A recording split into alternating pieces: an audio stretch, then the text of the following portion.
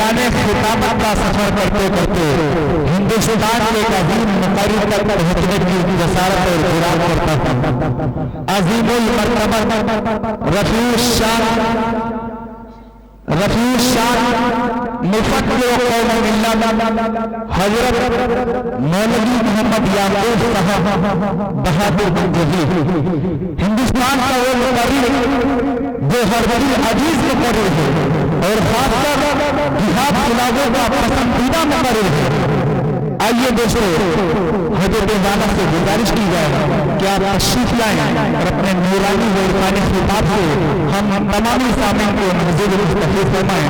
इस्तक़बाल करता हूँ हिंदुस्तान की इस अज़ीम मुक़र्रिर का इस शेर के साथ कि ये अलग बात है खामोश खड़े रहते हैं, ये अलग बात है खामोश खड़े रहते हैं, फिर भी जो लोग बड़े हैं वो बड़े रहते हैं। अरे ऐसे असलाफ से मिलता है हजरत का शिजरा, ऐसे असलाफ से मिलता है हजरत का शिजरा, जिनकी चौखट पे कई ताज पड़े रहते हैं, जिनकी चौखट पे कई ताज पड़े रहते हैं। माइक पर हजरत मौलवी मोहम्मद याक़ूब साहब बहादुर गंजवी।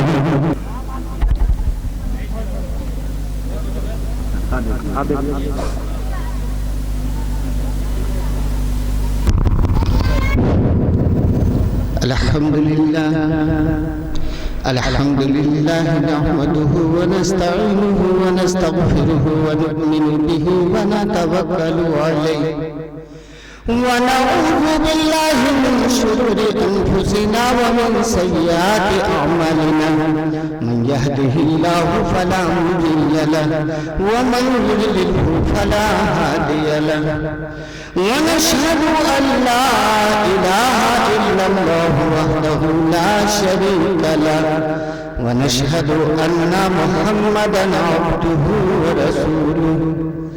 अऊज़ु बिल्लाहि मिनश शैतानिर रजीम।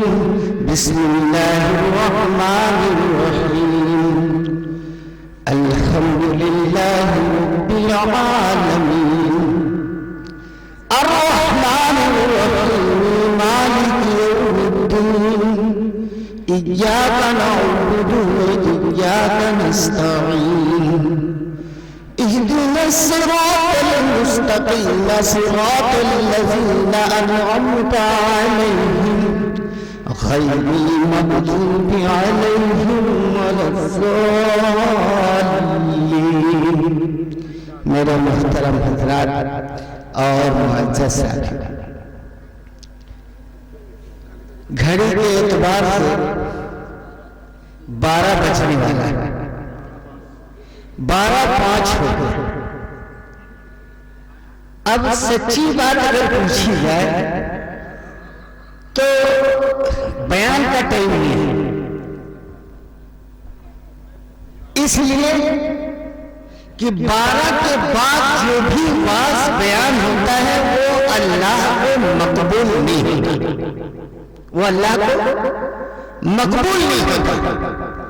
इसलिए कि जिस मकसद के लिए आपने हजरत वाला मौलाना अताउल्लाह बहरैची को बुलाया और इतने बेहतरीन अंदाज में हजरत ने आपके ऊपर नमाज के मुतालिक रोशनी डाली, और वही नमाज 12 के बाद जब बयान होगा तो कज़ा हो जाएगा, क्योंकि जब 1:30-2:30 बजे दुआ होगी तो जाहिर है बिस्तरे पे लोग जाकर के मस्जिद नहीं पहुंचेंगे। तो बेहतर तो यह था कि अब दुआ कर ली जाए, लेकिन बहरहाल लगता यह है कि आप लोग सुनने के मूड में हैं, तो थोड़ा कहने के मुतालिक आगे खिसक लें, पीछे मजमा है नहीं तो आप थोड़ा करीब हो जाएं, फिर चंद मिनट के बाद इंशाअल्लाह दुआ होगी और माँ बहनें भी तशरीफ लेंगी।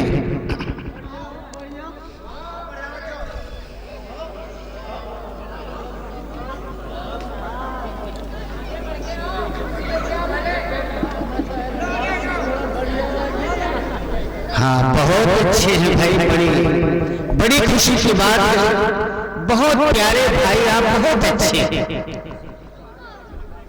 अब मैं ये चाहता हूं कि बहुत देर से आप शहराए किराम के शायर सुन रहे थे, और जितने शायर आपके सामने शायरी की है वो सब नौजवान हैं, सब शायर नौजवान हैं अल्हम्दुलिल्लाह।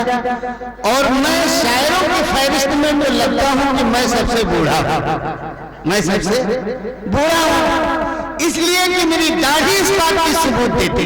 जितने शायर पढ़ चुके हैं वो बेहतर अल्हम्दुलिल्लाह सब नौजवान शायर थे, मैं बूढ़ा शायर हूं। मैं भी चाहता हूं कि आपकी निगाहों के सामने चंद मिसरे मैं भी पेश करूं, अगर पसंद आ जाए तो पैसे न देना हमको, इस वजह से कि पैसे तो अब है नहीं, शोहरा-ए-आम सब लूट चुके हैं, लेकिन सिद्ध दिल से मेरे लिए जो है सुभान अल्लाह अल्हम्दुलिल्लाह की एक आवाज लगा दी। सूरज है लाजवाब ना, चंदा है लाजवाब,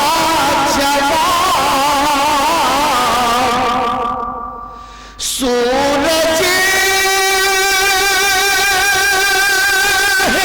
लाजवाब ना, चंदा है लाजवाब, दोनों जहां खजरा है लाजवाब, सूरज है लाजवाब, चंदा है लाजवाब, दोनों जहां में गुंबद खजरा है लाजवाब। लगता है आपको पसंद नहीं आया, अच्छा लगा तो फिर यार सुभान अल्लाह कह दे।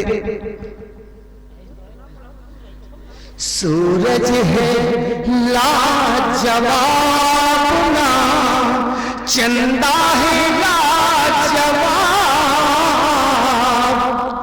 सूरज है लाजवाब ना, चंदा है लाजवाब, दोनों जहां में गुंबद खजरा है लाजवाब। और कहने लगे हैं झूम के रूहुल अमीन ये है,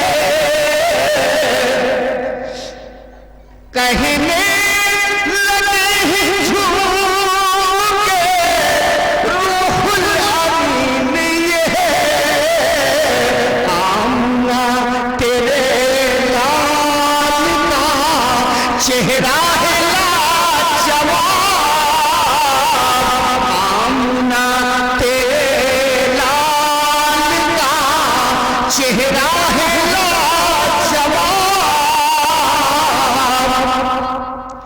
कहने लगे हैं झूम के रूहुल अमीन ये है, आमना तेरे लाल का चेहरा है लाजवाब, सूरज है लाजवाब ना, चंदा है लाजवाब, और रूए नबी को देख कर कहने लगे उमर, रूए नबी को देख कर कहने लगे उमर, आमना तेरे लाल का तलवा है लाजवाब, सूरज है लाजवाब ना, चंदा है लाजवाब। दुरूद पाक अल्लाहुम्मा सल्ली अला मुहम्मद व अला आलि मुहम्मद कमा सल्लैता अला इब्राहीम व अला आलि इब्राहीम इन्नका हमीदुम मजीद। अऊज़ु बिल्लाहि मिनश शैतानिर रजीम। बिस्मिल्लाहिर्रहमानिर्रहीम अल्हम्दुलिल्लाहि रब्बिल आलमीन अर्रहमानिर्रहीम मालिकि यौमिद्दीन इय्याका नअबुदु व इय्याका नस्तईन इहदिनस सिरातल मुस्तकीम सिरातल लज़ीना अनअमता अलैहिम गैरिल मग़ज़ूबि अलैहिम वलद्दाल्लीन। मेरे मोहतरम हज़रात और मुअज़्ज़ज़ साथियों, तमाम तारीफ उसी रब के लिए है, तमाम तारीफ उसी अल्लाह के लिए है जिसने इस दुनिया के तमाम नक्शों को बनाया। चांद हो या सूरज, जमीन हो या आसमान, सितारे हो या पहाड़, जितनी चीजें हम आप देख रहे हैं, जितने नक्शे हमको आपको दिखाई दे रहे हैं, इन तमाम के तमाम नक्शों को बनाने वाले अल्लाह। कौन है? अल्लाह। लेकिन इन नक्शों को बनाने में रब ने हाथ नहीं लगाया, रब ने हाथ नहीं लगाया। चांद को अल्लाह ने बनाया है लेकिन हाथ नहीं लगाया। सूरज को अल्लाह ने बनाया है लेकिन हाथ नहीं लगाया। आसमान को अल्लाह ने बनाया है लेकिन हाथ नहीं लगाया। इन तमाम नक्शों को परवरदिगार आलम ने एक लफ्ज़ कुन से पैदा किया। अल्लाह ताला ने फरमाया कुन हो जा,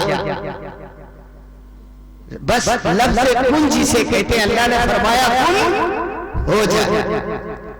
लेकिन जब इंसान को पैदा करना चाहा तो अल्लाह ने लफ्ज़ कुन नहीं कहा, सबसे पहले मशवरा किया। जिस कलमे को हम आप पढ़ करके अपने को गुलामाने मोहम्मद कहते हैं, दीवाने मुस्तफा कहते हैं, उस कलमे से इस बात का पता चलता है ला इलाहा इल्लल्लाह, नहीं है कोई माबूद सिवा अल्लाह। और ना अल्लाह किसी से राय लेते हैं, ना अल्लाह किसी से मशवरा करते हैं। तो कलमा हक है? नहीं है, हक है। अल्लाह किसी से राय नहीं लेते, अल्लाह किसी से मशवरा नहीं करते। अल्लाह को जो कुछ करना है अल्लाह खुद करता है। लेकिन जब इंसान को पैदा करना चाहा, अल्लाह ने जब हजरत आदम अलैहिस्सलाम को पैदा करना चाहा, बनाना चाहा, तो वो लफ्ज़ कुन नहीं कहा। जिस लफ्ज़ से सारी दुनिया, ये सारे नक्शे दिखाई दे रहे हैं, ये लफ्ज़ कुन रब ने नहीं कहा, रब ने मशवरा किया। रब ने मशवरा किया। और मशवरा किससे किया? फरिश्तों से। कुरान इस बात की गवाही है। अल्लाह ने फरमाया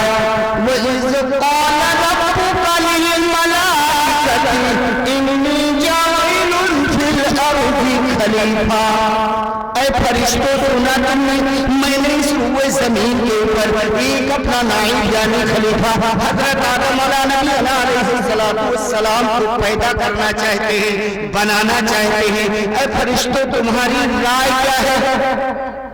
तो फरिश्तों ने अपनी राय दे दी। क्या कहा? अल्लाह इनका काहे पैदा करी हो, इनकी क्या जरूरत है? ये आपस में लड़ाई करेंगे, झगड़े करेंगे, फसाद करेंगे, खुरेदियां करेंगे, और तुम्हारी हमको सलाह के लिए तो हम फरिश्ते भर काफी हैं, इल्ला इनका काहे पैदा करें। अब आप अंदाजा लगाए, अगर अल्लाह फरिश्तों की मान लेते तो हम होते, आप होते, ये दुनिया पूरी अंधियाली होती, कोई न होता यार, कोई होता ही नहीं। तो अल्लाह ने फरिश्तों की बात सुनी और सुनने के बाद फरिश्तों से रब ने फरमाया, ऐ फरिश्तों सुनो, जो हम जानते हैं वो तुम नहीं जानते। इन्नी आलम माला तालमून, ऐ फरिश्तों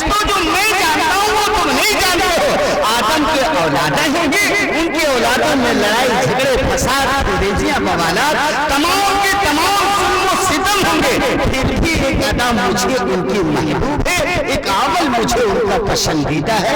मेरे भाइयों और दोस्तों, रब ने हमारी आपकी तारीफ बयान की, रब ने हमारी आपकी तारीफ बयान की, लेकिन हम आप सारी चीजों का भाव जानते हैं, अपना भाव ही नहीं जानते, अपना भाव नहीं जानते। और अल्लाह ने हमको एक मकाम दिया, बताओ, हजरत आली रजी अल्लाह ताला अन्हु के भाई हजरत अकील रजी अल्लाह ताला अन्हु रावी हैं, फरमाते हैं कि एक मच्छर आया और भैंस की सींग पे बैठ गया। एक मच्छर आया और भैंस की सींग पे बैठ गया, काफी देर तक बैठा रहा, फिर जब उड़कर चलने लगा तो भैंस से कहा माफ कीजिए। क्या कहा? माफ कीजिए। तो भैंस ने कहा कौन सी खटाटी है जो माफ करे? तो मच्छर ने कहा तुम्हारी सींग पर बैठे रहा।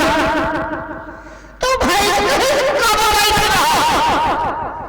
अरे भैंस, उसका वजन, उसका जिस्म, उसका वजूद, यो मच्छर भैंस क्या जाना, भैंस को क्या खबर। इसी तरह से अल्लाह ने तुमको एक हाकिम बनाया है और तुमको ऐसी अक्ल दी है कि तुम अपने से 17,000 वजन चीज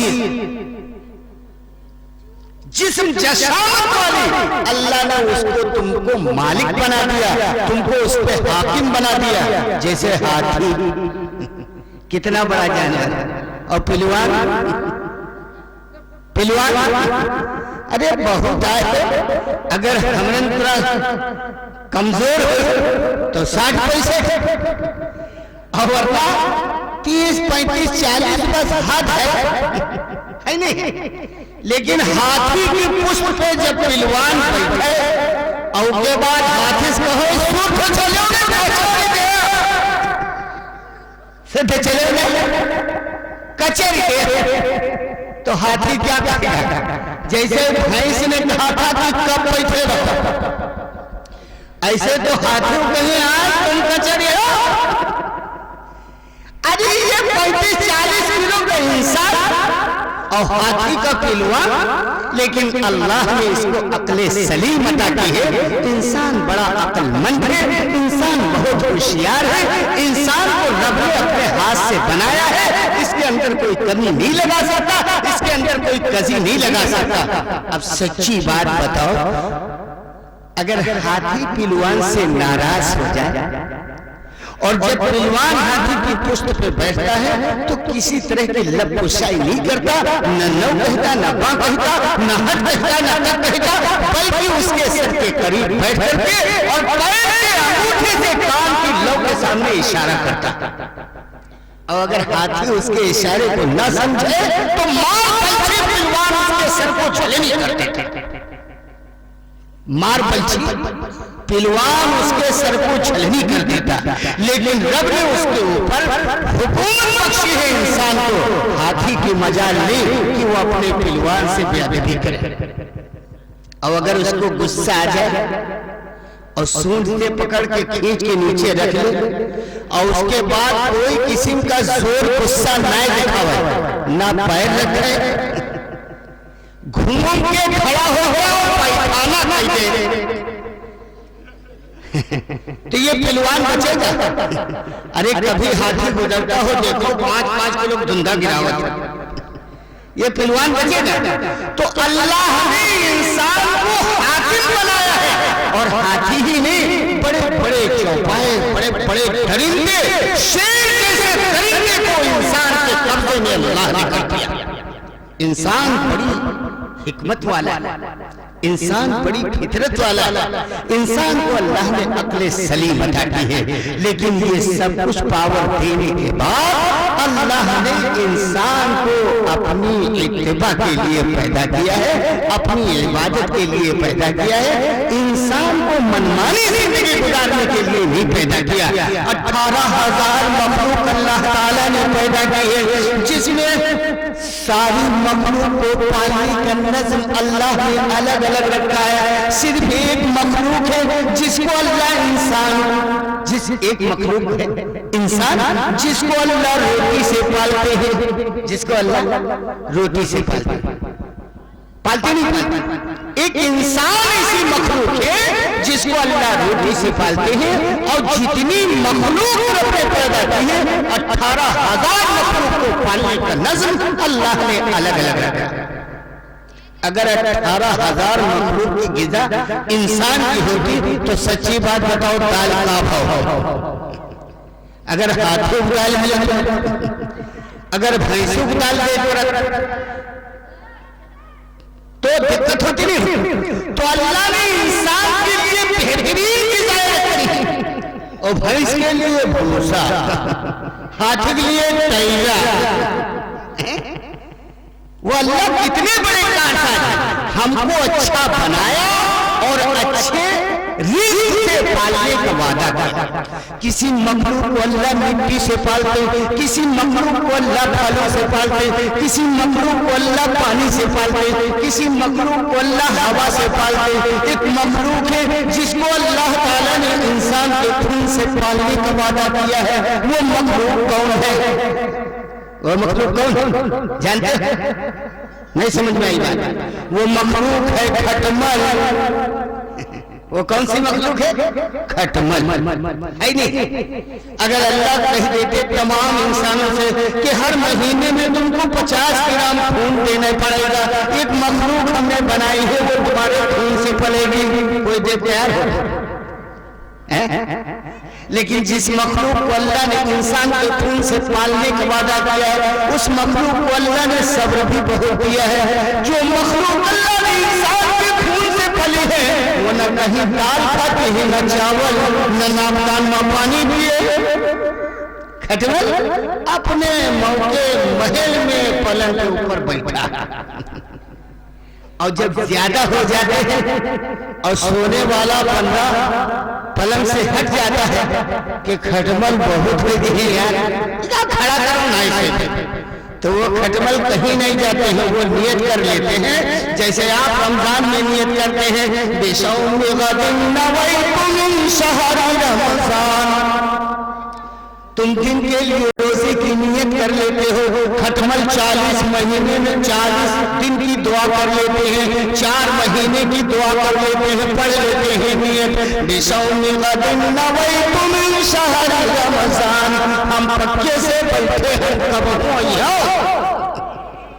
जा चाहे हफ्ता भर बाद जाओ, चाहे 2 महीने बाद जाओ, जिस रात आप आवेंगे हम आपको तरोताजा मिलेंगे। तो वो अल्लाह कितनी बड़ी कुदरत वाले हैं, जिस अल्लाह ने इंसान को बनाया है और इंसान का लक़ब अशरफ रखा है। और कुरान के अंदर इंसान की तारीफ बयान की है, कुंतुम खैरा उम्मतिन उखरिजत लिन्नास तअमुरूना बिल मारूफ, कि तुम बेहतरीन उम्मत हो, तुम बेहतरीन उम्मत हो। हमने तुमको दुनिया के अंदर नफा रसाई के लिए पैदा फरमाया है। भलाई का हुक्म करो और बुराई से रोको, भलाई का हुक्म करो और बुराई से रोको। लेकिन आज बात क्या है? हम एक दूसरे को अपनी निगाहों से गिरा देते हैं। जैसे कि बाज़ मरतबा हम जब कहीं बाहर जाते हैं तो कुछ नौजवान पर्चियां देते हैं और कहते हैं मौलाना साहब कहीं औरतन के बारे में कुछ कह दो, तो वो ये समझ करके पर्चियां देते हैं कि शायद ये औरतें जो है इनका कोई मकाम नहीं है। लेकिन मैं आपसे वादा करता हूँ, मैं आपसे एक बात कहना चाहता हूँ, जो मकाम इनको दिया है वो मकाम किसी कुतुब को नहीं, वो मकाम किसी वली को नहीं, वो मकाम किसी अब्दाल को नहीं, वो मकाम किसी पीर को नहीं, वो मकाम किसी फकीर को नहीं। जो मकाम अल्लाह ने दिया है वो क्या है? माँ के कदमों के नीचे जन्नत है और बाप जन्नत का दरवाजा है। किसी वली के कदमों के नीचे जन्नत नहीं, किसी कुतुब के कदमों के नीचे जन्नत नहीं, किसी अब्दाल के कदमों के नीचे जन्नत नहीं। अगर जन्नत है तो तो माँ के कदमों के नीचे जन्नत है। माँ को राजी कर लो, बाप को खुश कर लो, बिला झिझक जन्नत के अंदर दाखिल हो जाओ। और अगर माँ नाराज है और बाप नाखुश है तो चाहे मस्जिद के मेहराब में जाए मर जाओ। अलग नहीं है। मस्जिद के मेहराब में जहाँ इमाम खड़ा होकर के इमाम करता है उस जगह जाओ मर जाओ, लेकिन जन्नत गैर मुमकिन। इसलिए मां नाराज थे। हजरत अलकमा रजी अल्लाह अन्हु एक सहाबी है, वो सहाबी उसे कहते हैं जिसने अपनी आंखों से ईमान की हालत में नबी अलैहिस्सलाम का दीदार किया हो। काली कमली वाले आका हजरत रसूल पाक सल्लल्लाहु अलैहि वसल्लम अलकमा बीमार हुए। अलकमा बीमार हुए और मौत के वक्त अलकमा की जुबान से कलमा नहीं निकल रहा था, कलमा शहादत नहीं निकल रहा था। और ये जुगाड़, शैतानवा बड़ा जुगाड़ी है।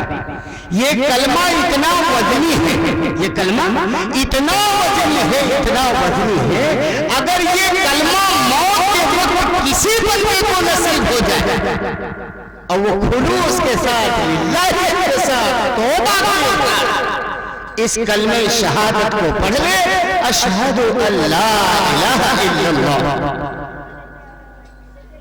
कलमे तैयबा पढ़ ले, ला इलाहा इल्लल्लाह मुहम्मदुर रसूलुल्लाह, तो वो बंदा किसी न किसी दिन एक दिन जन्नत के अंदर जरूर दाखिल होगा, जरूर दाखिल होगा। लेकिन हुआ काम ऐसा है कि अल्लाह सारे मौकों से इंसान की खताओं को माफ करते माफ करते माफ करते, और फिर ये आखिरी कड़ी जब होती है मौत की, तो अल्लाह के नबी सल्लल्लाहु अलैहि वसल्लम ने फरमाया कि जब तुम किसी की आयादत में जाओ, किसी बीमार को देखने जाओ और तुम्हारी बात समझ में यह आ रही हो कि बस अब चंद सांसें हैं, भैया चले गई हैं, भैया चले गई हैं, अब चंद सांसें हैं, तो जब ऐसे शख्स को देखने जाओ तो बुलंद आवाज से कलमा पढ़ो, ला इलाहा इल्लल्लाह मुहम्मदुर रसूलुल्लाह, ला इलाहा इल्लल्लाह मुहम्मदुर रसूलुल्लाह, ताकि वो गिरफ्तार जो है परेशानी शिद्दत में है, ताकि वो जो गिरफ्तार मौत के शिकंजे में फंसा है वो तुम्हारे कहे हुए अल्फाजों को दोहरा ले। जब तुम पढ़ो तो वो पढ़ेगा अल्लाह, बस जानो उसका काम बनेगा। लेकिन उसकी जिम्मेदारी कौन है जानते हो? शैतान बड़ा चकड़ है, शैतान बड़ा चकड़ है। इसने रब से वादा करा दिया था कि अल्लाह हम तुम्हारे बंदे को बहकावेंगे, आगे से पीछे से दाएं से बाएं से और मौत तक। तो अल्लाह ने सारी बातें सुन ली, कबूल कर ली। तो शैतान से रब ने कहा बस और कुछ कहना चाहे तो बता, नहीं बस। तो अल्लाह ने कहा ठीक है, तुम हमारे बंदे को आगे से बहकाना, पीछे से बहकाना, दाएं से बहकाना, बाएं से बहकाना, लेकिन ऊपर नीचे से न बहकाना। जब मेरा बंदा अपने सामने खड़ा हो करके तो वहां तुम्हारी नहीं चलेगी। जब वो सजदा करेगा और मेरी तस्बीह बयान करेगा, तेरी वहां नहीं चलेगी। तो रब ने ऊपर नीचे से शैतान को भुला दिया, सब वादा कर लिए। रब ने कहा भाई ये दो चीजें छोड़ो, हमारा बंदा कामयाब हो जाएगा। तो जब मौत का वक्त करीब आता है तो शैतान बड़ा जुगाड़ी है, खाला का अपने बैठार देते की का खाला, और शैतान की खाला इनका बैठार देते। और कहा थे अब तुम्हारी जिम्मेदारी है, हम हट गए हैं, अब आखिरी मौका है, तुम्हारी जिम्मेदारी है, न कलमा पढ़ो और न पढ़े दियो, बस जैसे ना पहुंच हो। और कहो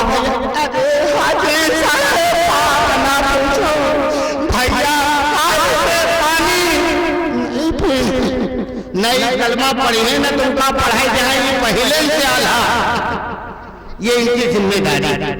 अल्लाह हम सबको सही समझ अता फरमाए। जब किसी बीमार की अयादत में जाओ तो बुलंद आवाज से कलमा पढ़ो, ला इलाहा इल्लल्लाह मुहम्मदुर रसूलुल्लाह, और उसके पास पहुंचने के बाद उसे तसल्ली दो कि ये खास कोई बीमारी नहीं है यार, अल्लाह चाहेंगे अभी हवा खाओगे, ये कोई बीमारी है, इससे ज्यादा हमारे पड़ोस में थे और वो सही होंगे, ताकि उसका दिल खुश हो जाए, उसका दिल खुश हो जाए। और यूं न कहा लगो यार ये गला हुई है तो सुबह नहीं देखें है, तो जो बचे जो तो उसका हौसला। तो मैं ये कह रहा था कि लोग पर्चियां देते हैं कि इनको जरा इनके मुतालिक कह देना, लेकिन आप नहीं समझते ये बड़ी अल्लाह की वलिया नेक बनती है, और जो मकाम अल्लाह ने इनको दिया है वो किसी को और नहीं दिया है।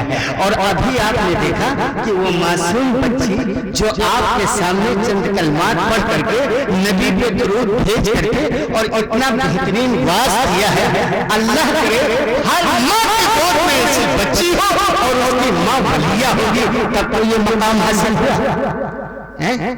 ईमेल के लड़का सबके हो है, सोचत बहुत नहीं हुई है। अल्लाह हमारे क्या हुई है यार,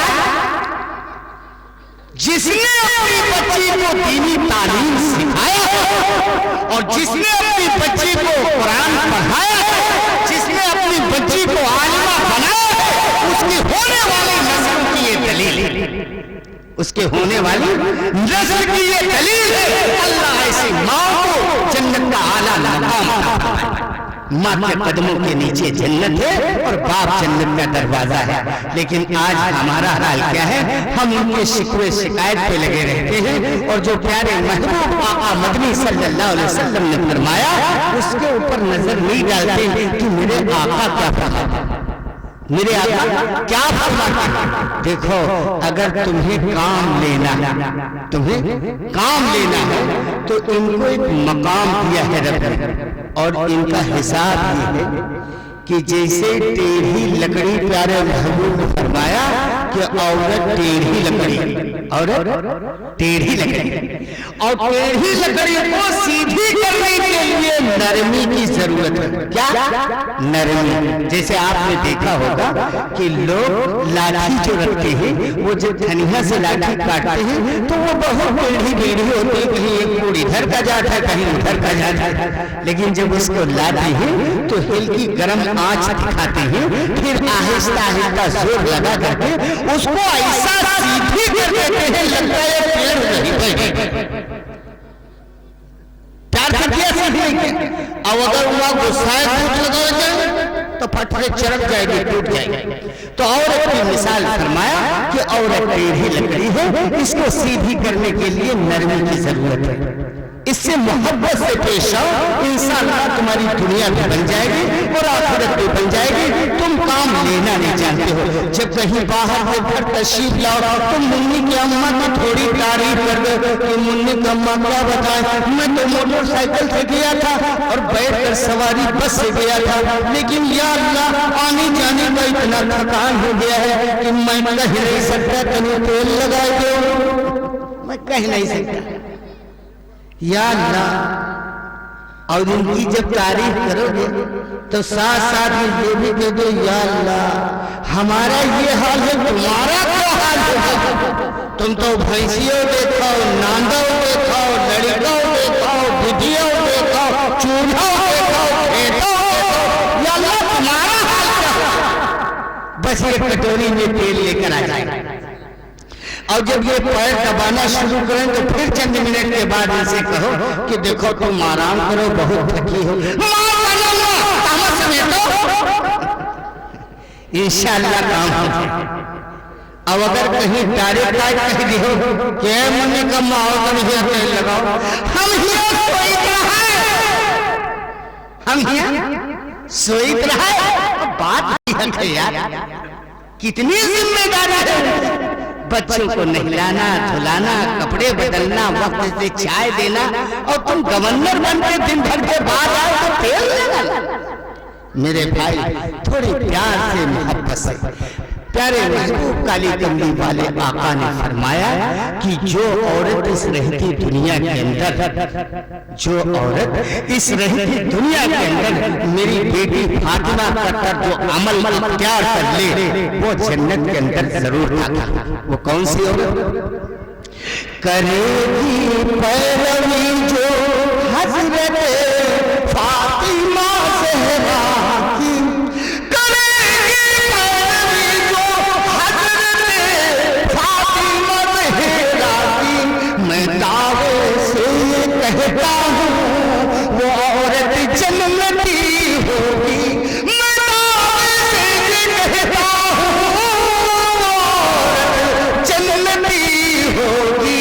देखा आपने हदीस में आया है कि एक मर्द हजरत अली रज़ी अल्लाह ताला अन्हु के पास कुछ बांधी आए, गुलाम आए, हजरत अल्लाह के नबी सल्लल्लाहु अलैहि वसल्लम के पास बांधी आए, गुलाम आए। हजरत अली रज़ी अल्लाह ताला अन्हु कहने लगे फातिमा से, ए फातिमा अपने अब्बू के पास चली जाओ, कोई खातिमा मांग लो जिससे तुम्हें कामों में सहूलत हो जाए। ए फातिमा तुम घर के अंदर छतरी चलाती हो, ए फातिमा तुम घर के अंदर झाड़ू लगाती हो, ए फातिमा तुम पानी का डोर खींचती हो, इस वजह से तुम्हें बहुत ज्यादा थकान रहता है। मैं चाहता हूँ अपने अब्बू के पास जाओ, एक खादिमा मांग लो, एक खादिमा मांग लो जिससे तुम्हें कामों में सहूलत हो जाए। अली की बात सुन फातिमा कही, लेकिन अपने अब्बू से भी कहते हुए शर्माई। अब्बू से यानी हुजूर से भी ये को फातिमा नहीं कर सकी, वापस चली आई। सुबह को अली रज़ी अल्लाह ताला अन्हु बैठे थे, अल्लाह के नबी खुद तशरीफ लाए और कहा अली फातिमा किस काम से गई थी?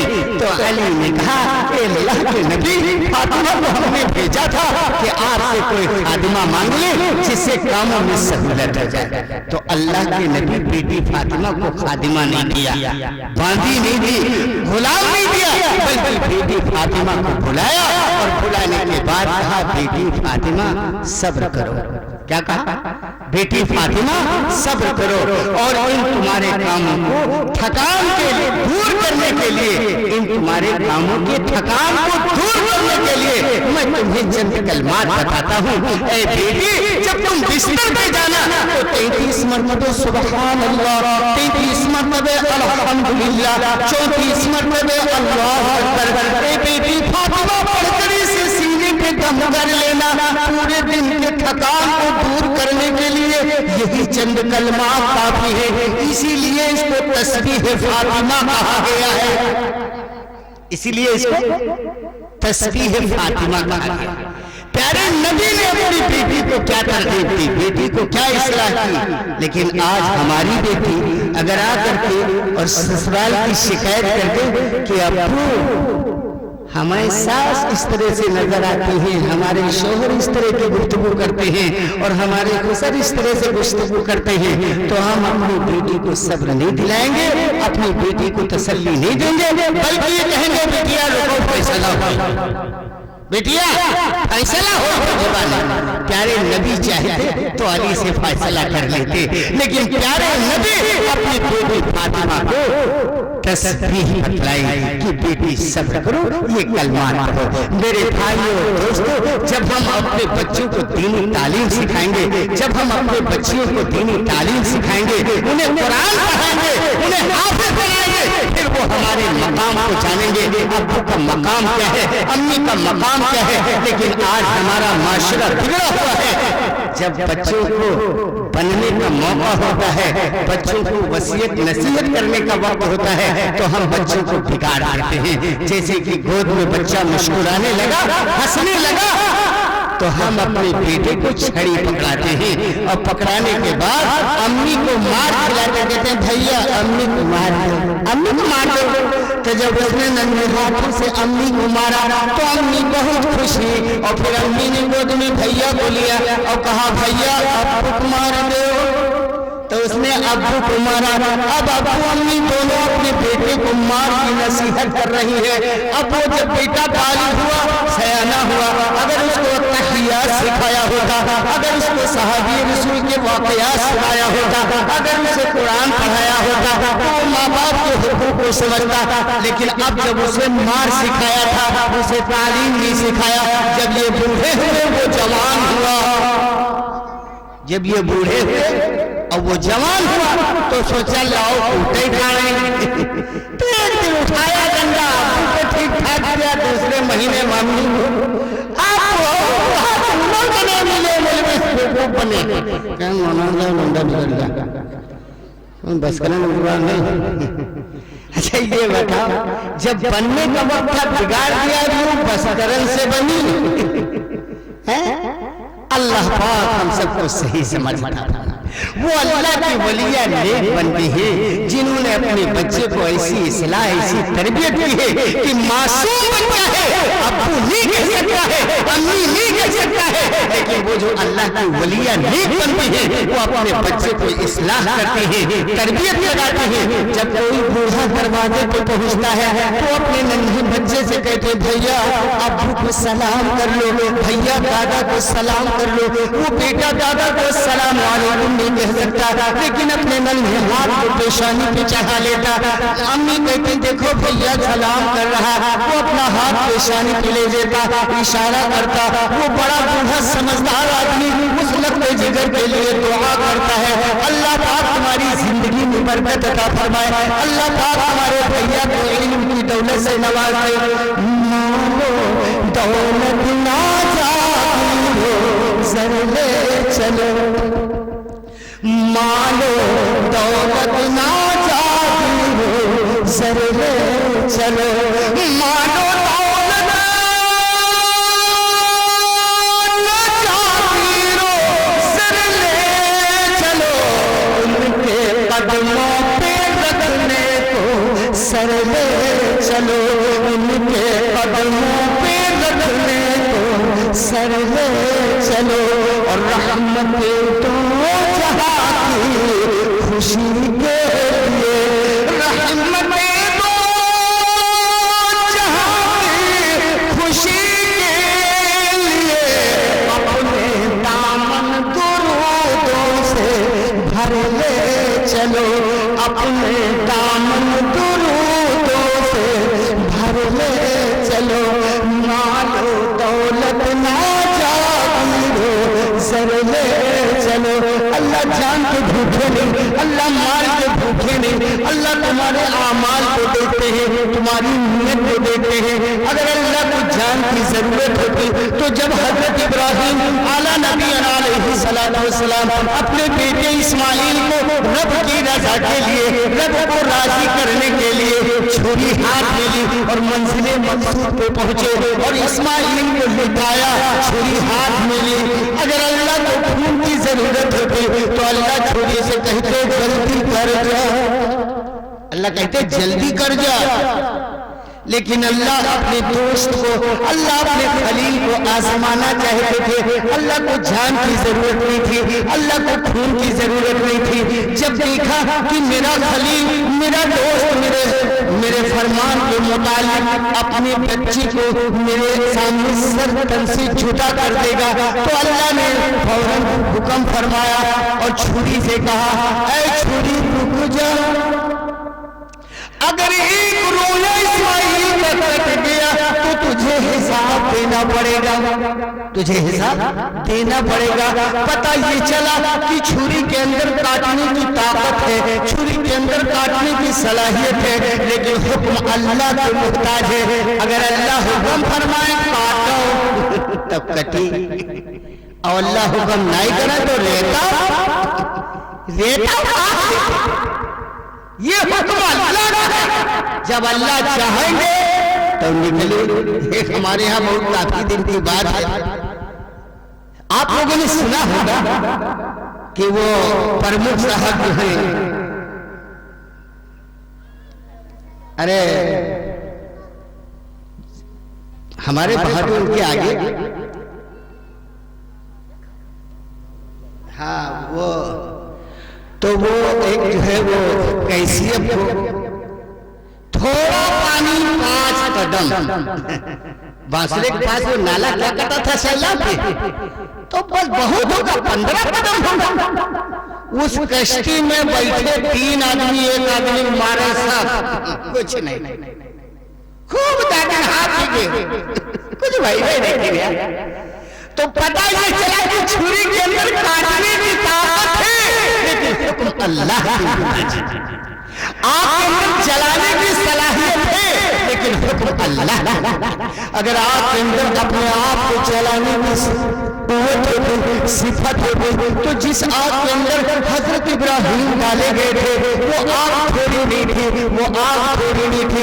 उस आग के मुताबिक लिखा है कि जब वो आग जलाई गई थी तो 40 मील आसमान पे उड़ने वाली चिड़िया जब उसके सामने से गुजरती तो उनके पर जल जाते।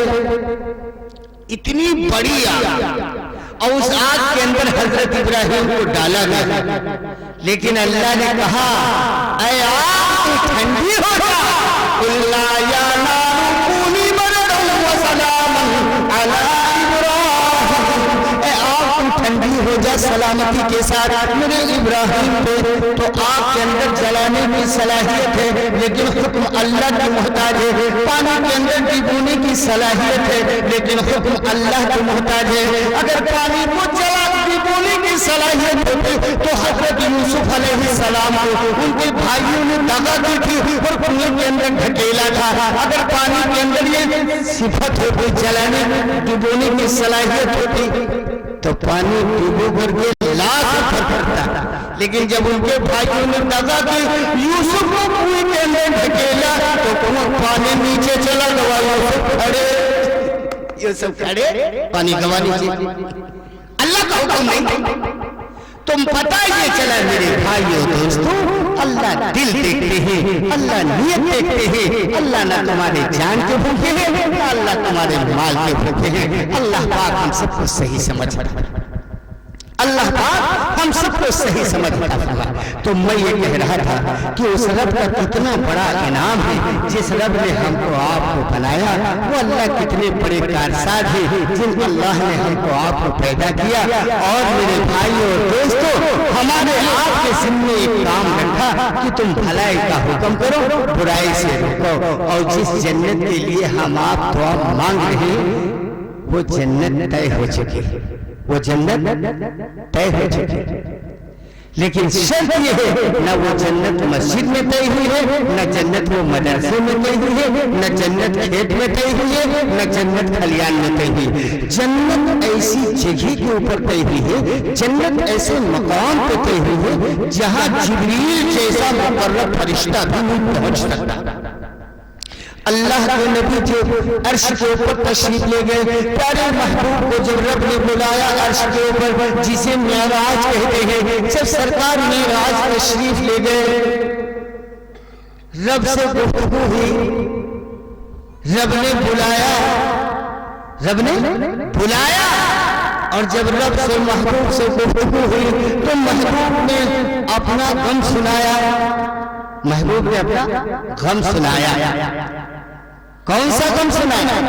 अली का गम नहीं सुनाया, फातिमा का गम नहीं सुनाया, निवासों का गम नहीं सुनाया, हमारा आपका गम सुनाया। और रब के सामने महबूब ने कहा, ए रब हमारी उम्मत गुनहगार, हमारी उम्मत गुनहगार है, हमारी उम्मत खताकार है, हमारी उम्मत जुर्मदार है, ए रब हमारी उम्मत को बख्श। रब ने प्यारे महबूब की ये गुफ्तगू सुनी तो रब ने अहद कर लिया, वादा कर लिया, अहद कर लिया, वादा कर लिया। नबी का दिल भाग हो गया। लेकिन जब नबी अर्श से जुदा होकर रब से चलने लगे तो रब ने कहा, ऐ महबूब अपनी उम्मत के लिए तोहफा लेते जाओ। क्या तोहफा? और वो तोहफा क्या है? नमाज। प्यारे महबूब अर्श से ये तोहफा लाए उम्मत के लिए, और रब ने कहा, ऐ महबूब इसको ले जाकर के उम्मत को समझा देना, जो इसे कबूल कर लेगी, जो इसे तस्लीम कर लेगी, वो चाहे मुजरिम हो, चाहे गुनहगार, चाहे खताकार हो, बख्श देंगे। और जिसने इसे कबूल न किया, ऐ महबूब मेरा कोई वादा नहीं, ऐ महबूब मेरा कोई वादा नहीं। थम गई धरती, ठहर गए कंगना,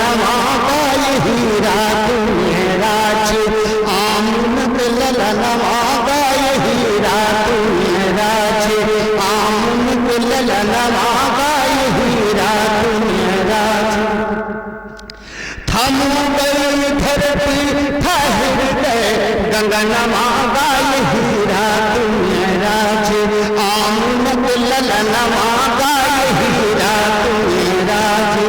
बैतुल मुक़द्दस माटी राजा मौले, बैतुल मुक़द्दस माटी राजा मौले, पछले नबियन की नाम जिया पढ़ोले, भैले मोहम्मद है सबसे महानवा गाय हीरा तुम्हें राज, आमनक ललनवा गाय हीरा तुम्हें राज, आमनक ललनवा गाय हीरा तुम्हें राज। थम गई धरती ठहर गए गगनवा गाय हीरा तुम्हें राज, आमनक ललनवा गाय हीरा तुम्हें राज। सिदरा की मंजिल पे पहुँच कर कहने लगे हैं जिब्रील आमीना माँ, आगे जो कहीं हम चल जाई है पापनवा गाय हीरा तुम्हें राज, आमनक ललनवा गाय हीरा तुम्हें राज।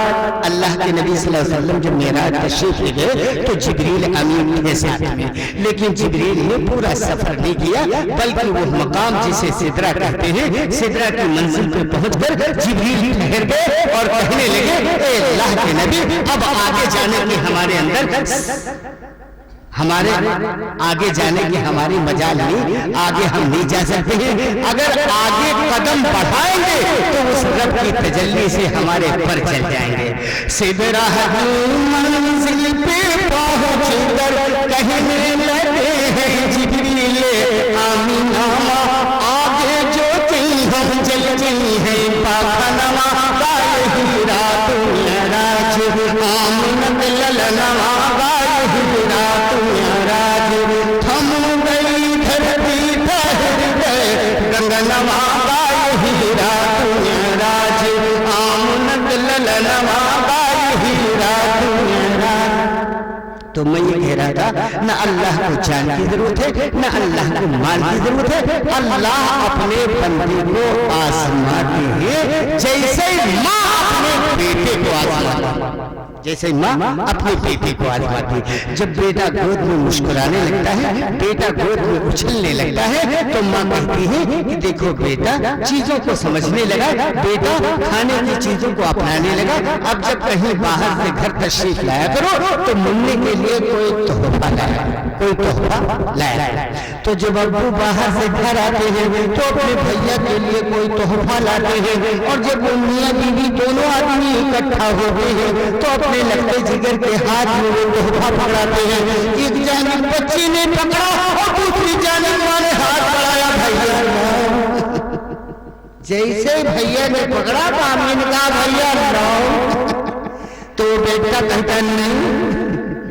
जिस वक्त वो नन्हे हाथ को खींच लेता है और नहीं कहता है, माँ को पेश आ जाता है, बाप को गुस्सा आ जाता है, बदमाश मैंने तुझे दूध खिलाया, मैंने तुझे दूध पिलाया, मैंने तेरे लिए अपनी रात को नींद उड़ा दी, अब तेरे हाथ में तो हाथ बढ़ाने तो कहता नहीं, बदमाश। अब अगर वो लगती जिगर, अगर वो प्यारा बच्चा अपने नन्हे हाथ वाली चीज को अम्मी के हाथ पर रख दे, अब्बू के हाथ पर रख दे, खुदा की कसम कोई माँ नहीं, कोई बाप ऐसा नहीं जो अपने भैया की दी हुई चीज को अपने मुंह में रख ले। जब वो नन्हे हाथों से रखता है तो अब्बू दोनों हाथ में हाथ देते हैं और कहते हैं भैया हमारा सब फायले बड़ा, भैया हमारा सब फायले बड़ा हो जाए। तो जिस तरह से अम्मी ने बेटे को आजमाया, इसी तरह से अल्लाह अपने बंदों को आजमाते हैं कि अल्लाह ने तुमको माल की दौलत से नवाजा है, अल्लाह ने तुमको इज्जत के मकामों पे बिठाया है, तुमको दौलत से नवाजा है। अब तुम्हारे पास तुम्हारी जायजी के लिए अल्लाह मदरसे से कासिब को भेजते हैं, चले जाओ रशीद ले समझाओ। जब वो दरवाजे मौलाना साहब पहुंचे तो नहीं समझा करो, आपके लिए आप देख भाई तो धान का हाल रहा, अब हम गुंजाइश लाई। अरे यार इतनी बड़ी गुंजाइश समझा दे, अरे अल्लाह देखते हैं खाली, अल्लाह तुम्हारे धान के भूखे नहीं है, अल्लाह लेते हिसाब है और देते बेहिसाब।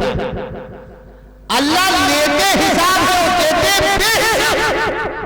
इन्नल्लाह यरज़ुक़ु मन यशाअ बिग़ैरि हिसाब। अल्लाह लेते हिसाब है और देते बेहिसाब।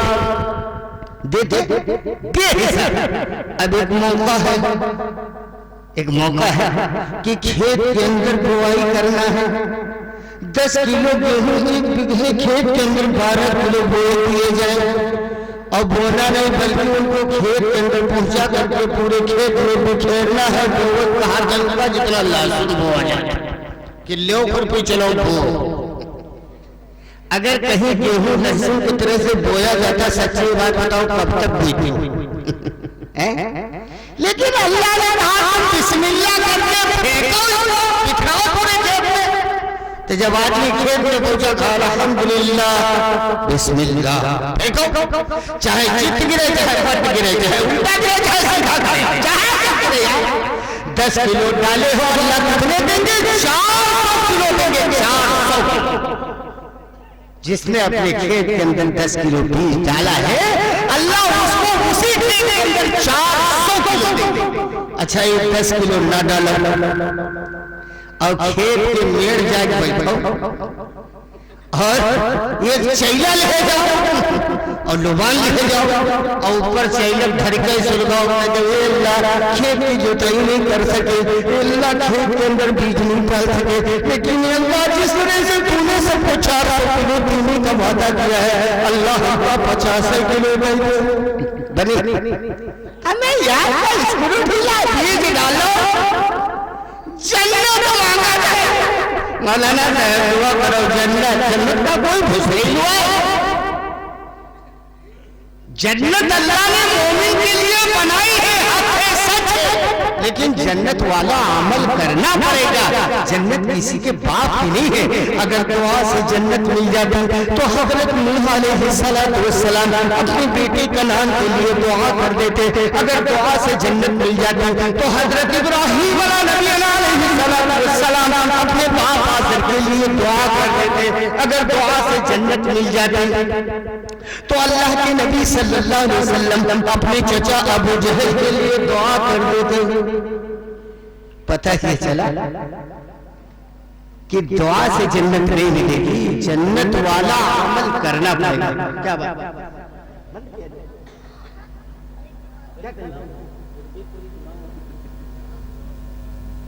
बोलो भाई बंद किया जाए। इसका मतलब ना पढ़ी हो ना हमका पढ़ाई दिया।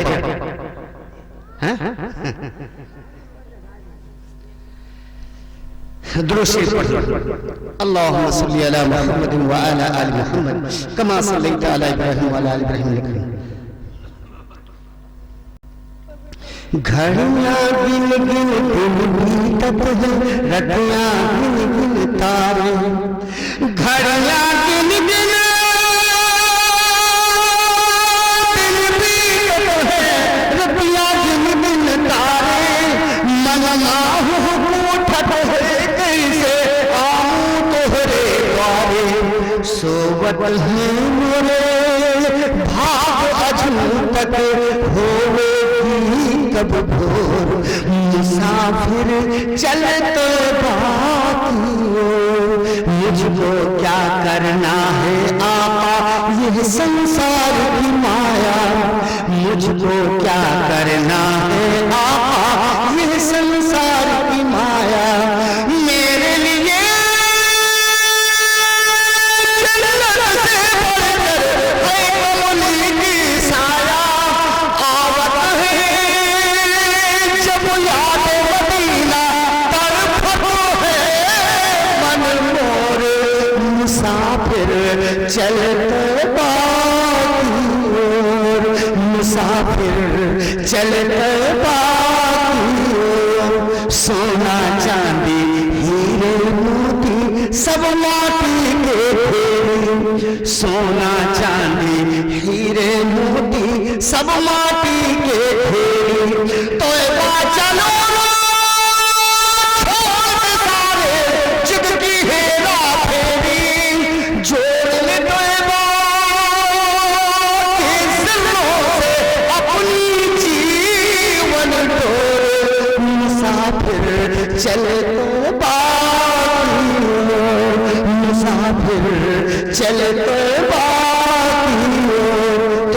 भाइयों दोस्तों, मैं ये कह रहा था कि जन्नत दुआ से नहीं मिलेगी, जन्नत वाला अमल करना पड़ेगा। लेकिन एक बात मैं बताऊं, अगर तुम्हें जन्नत लेना है, जन्नत लेना है, हक़ुल अदा जन्नत मिल के रहेगी, जन्नत तय हो चुकी है, इसमें कोई शक नहीं है। लेकिन बात दरअसल ये है कि जिस तरह से माँ बेटी को आजमाती है, इसी तरह अल्लाह तुम्हें आजमाते हैं।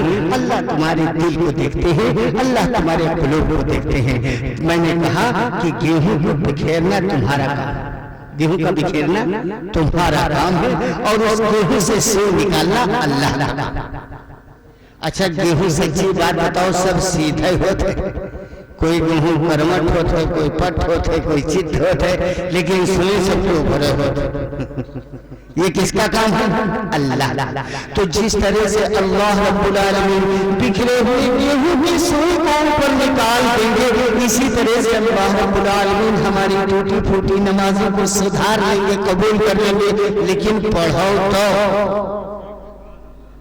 तो यार, ना पढ़ने से पढ़ना बेहतर है, चाहे जैसी पढ़ो। ना पढ़ने से पढ़ना बेहतर है, चाहे जैसी पढ़ो। सुधारने वाली जात अल्लाह की है, अल्लाह इन नमाजों को सुधार लेंगे। लेकिन मेरे भाई पढ़ो तो पढ़ने की आदत कोशिश करो, उसको पूछते रहो। लेकिन पढ़ने की कोशिश सही माने में ये है कि किसी मौके के ऊपर कारी साहब से पूछिए, इमाम साहब से पूछिए कि इमाम साहब जब सजदे में जाएं तो कितने मरतबे सुभान रब्बियल आला कहें, कौन सा जिस्म का आज़ा पहले रखें। तो इमाम साहब खुद ही बताएंगे, जब सजदे में जाएंगे तो पहले होगी नाक, फिर होगा माथा। जब सर उठाएंगे, सजदे से उठेंगे तो पहले उठेगा माथा, फिर बाद में उठेगी नाक। तो पता ये चला कि नमाज को अच्छी तरह पढ़ने की कोशिश कीजिए, सही कीजिए। और ना पढ़ने से पढ़ना बेहतर इसलिए मैंने कहा कि एक मर्तबे हज़रत उमर रज़ी अल्लाह ताला अन्हु बैठे, एक शख्स आए, नमाज पढ़ी और झटपट वज़ू किया, झटपट गिरे पड़े, उठ के चल गए। तो हजरत अमीरुल मोमिनीन उमर रज़ी अल्लाह ताला अन्हु ने देखा कि ये नमाज, तो मारे देश में गुस्से में आकर के कहा, ये नमाज पढ़ो, मार थोड़े चमड़ी उड़ा देंगे, अच्छी तरह से पढ़ो। तो हजरत उमर का खौफ, उमर का जलाल, अल्लाह, डर गए, फिर से वज़ू किया। अब बहुत ही अदब एहतराम से खड़े हुए और ठहर के नमाज पढ़ना शुरू किया। तो 2 रकात नमाज पढ़ी, 7, 8, 10 मिनट। और जब नमाज से फारिग होकर चलने लगे तो हजरत उमर रज़ी अल्लाह ताला अन्हु ने पूछा कि सच्ची बात बताओ, नमाज अब वाली बढ़िया है या पहले वाली? तो उस शख्स ने कहा, अमीरुल मोमिनीन गुस्ताखी माफ करो, नमाज हमारी पहले वाली। क्या कहा? नमाज हमारी पहले वाली बढ़िया। कहा क्यों? कहा जो मैंने पहले नियत की थी वो वास्ते अल्लाह की थी, और जो बाद में नियत की थी वो तुम्हारे घोड़े का खौफ था, नियत बांधे रहो लेकिन देखे था। तो पता ये चला मेरे भाई, नमाज पढ़ो, ना पढ़ने से पढ़ना बेहतर है, कबूल करने वाली ज़ात अल्लाह की है। लेकिन हर नमाज के बाद अपने पिछले करतूतों की दुआ भी करो और रब से माफी भी मांगो कि अल्लाह हम मुजरिम हैं, अल्लाह गुनहगार हैं, अल्लाह खताकार हैं, अल्लाह हमारे सजदे भी सही नहीं होते, अल्लाह हमारा रुकू भी सही नहीं होता, लेकिन अल्लाह तू रहीम है, करीम है, रब तू माफ करने वाला है। रब हमारे कारनामों पे न जा, हमारे करतूतों पे न जा, अपनी रहीमी करीमी ज़ात का इनाम फरमा दे। और मौला हम सबके नामे आमाल पे अपनी रहमत का कलम फेर दे, और मौला इस हमारी नकल को महशर के दिन असल कर दे, और मौला अपनी रहमत से हम सबको जन्नतुल फिरदौस फरमा दे। अल्लाह पाक कहने से ज्यादा सुनने पर और सुनने से ज्यादा हम सबको अमल की तौफीक अता फरमाए। वो आप अल्लाहुम्मा सल्ली अला मुहम्मद व अला आलि। जरूर ऐलान है कि भाई जावेद की आंख का 2 बार ऑपरेशन हो चुका है। कल इंशाअल्लाह भाई और अली अहमद भाई, कल इंशाअल्लाह तीसरी मर्तबा उनकी आंख का ऑपरेशन होना है। आप सभी हज़रात से गुजारिश की दुआ कीजिए, अल्लाह ताला उनके ऑपरेशन को कामयाब। अल्लाहुम्मा सल्ली अला मुहम्मद व अला आलि मुहम्मद कमा सल्लैता अला इब्राहीम व अला आलि इब्राहीम इन्नका हमीदुम मजीद। रहीम मौला करीम मौला, ए मौला अपने फजल से करम से हम सबको माफ फरमा। ए मौला करीम, जिन भाइयों ने इस मजमे को रचाया है, ए मौला इस जलसे को सजाया है, ए मौला उन तमाम भाइयों की मेहनत को अल्लाह कबूल फरमा ले। ए मौला करीम, बेहद मेहनत की है अल्लाह, बेहद मोहब्बत से मौला बैठे हुए तेरा जिक्र अज़कार सुन रहे थे मौला, चाहे कुरान की शक्ल में हो या मौला तस्बीहात की शक्ल में हो या मौला नात की शक्ल में हो, ए मौला ये सब तेरी सीरत पे हुआ है, ए मौला इसे कबूल फरमा ले। ए मौला करीम, तू दिलों की जानने वाला है, ए मौला हम सब तुझको राजी करने के लिए मौला तेरे सामने सर झुकाए हैं, मौला तेरे सामने हाथ फैलाए हैं। ए इलाहुल आलमीन, इस सर की लाज रख ले, ए मौला इन हाथों की लाज रख ले, ए मौला हम सबके कारनामों में नजर, ए मौला करीम हम सबकी इस मखसूस दुआ को अपने महबूब हजरत रसूल पाक सल्लल्लाहु अलैहि वसल्लम के सदक़े तोहफ़े में कबूल फरमा। ए अल्लाह, हम सबके वालिदा वालिदैन जो दुनिया से रुखसत हो चुके हैं, मौला उन सबको जन्नत का आला मकाम अता फरमा। ए मौला तमाम आलम के मुसलमानों की हिफाजत फरमा। ए मौला दूर दराज से जो सफर करके आए हुए हैं या सफर में जा रहे हैं, चाहे मौला तेरे दयार में जा रहे हो या मौला रोजी की तलाश में तेरे दरबार तेरे दयार में पहुंच रहे हो या नबी के दीदार के लिए गए हो, अल्लाह उन सबके सफर को आसान फरमा। ए मौला करीम, इस मखसूस दुआ को अपने महबूब हजरत रसूल पाक सल्लल्लाहु अलैहि वसल्लम के सदक़े तोहफ़े में कबूल फरमा। सल्लल्लाहु अलैहि व ज़ुर्रिय्यतिही व अहलिही अजमईन बिरहमतिका।